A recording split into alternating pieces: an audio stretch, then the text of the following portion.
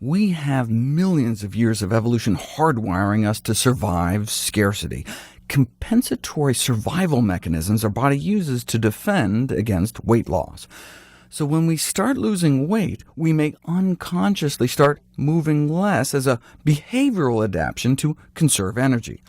There are metabolic adaptations as well. Our metabolism slows down. Every pound of weight loss may reduce our resting metabolic rate by 7 calories a day. This may only translate to a few percent differences for most, but can rapidly snowball for those who achieve massive weight loss. During one season, some of the Biggest Loser contestants famously had their metabolic rates tracked. Above and beyond the hundreds of calories less it takes to just exist 100+ pounds lighter, by the end of the season their metabolic rate slowed by an extra 500 calories a day. The mind-blower was that 6 years later they were retested and still had the 500 calorie a day handicap.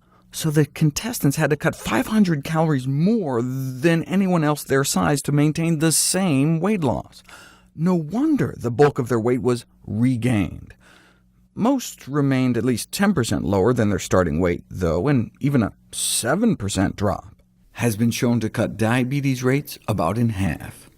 Still, the metabolic slowing means you have to work that much harder than everyone else just to stay in place. Analyzing 4 seasons of The Biggest Loser minute by minute, researchers noted that 85% of the focus was on exercise rather than diet, though the exercise component accounted for less than half of the weight loss. Even 6 years after their season ended, the contestants had been maintaining an hour of daily, vigorous exercise, yet still regained most of the weight. Why? Because they started eating more. They could have cut their exercise to just 20 minutes a day and still maintained 100% of their initial weight loss if they would have just been able to keep their intake to under 3,000 calories a day. That may not sound like much of a challenge, but weight loss doesn't just slow your metabolism, it boosts your appetite. If it were just a matter of your weight settling at the point at which your reduced calorie intake matches your reduced calorie output, it would take years for your weight loss to plateau. Instead, it often happens within 6 to 8 months.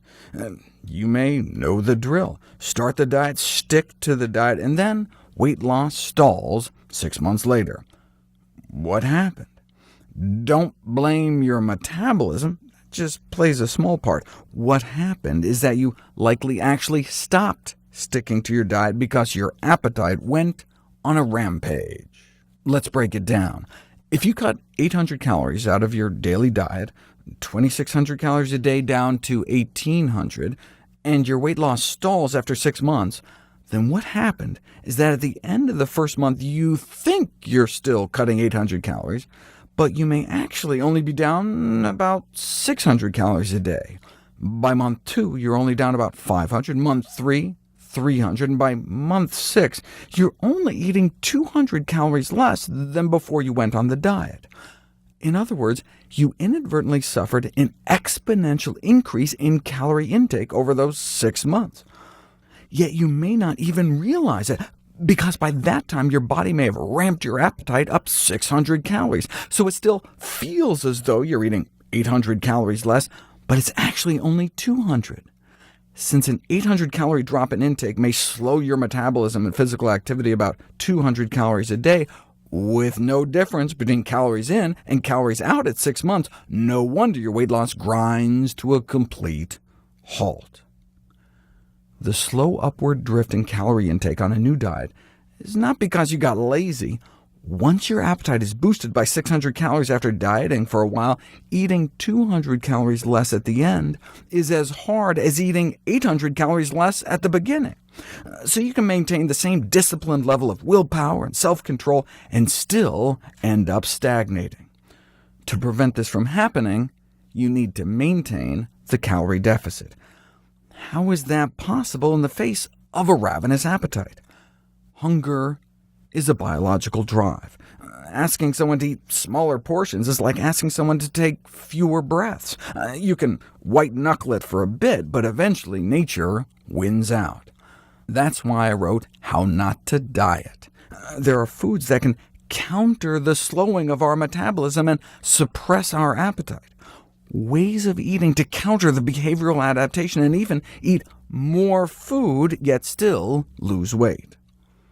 Due to the metabolic slowing and increased appetite that accompanies weight loss, sustained weight loss requires a persistent calorie deficit of 300 to 500 calories a day. This can be accomplished without reducing portion sizes, simply by lowering the calorie density of meals. This can result in the rare combination of weight loss with both an increase in quality and even quantity of food consumed. I'm going to do a whole series of videos about it. The bottom line is that sustainable weight loss is not about eating less food, it's about eating better food.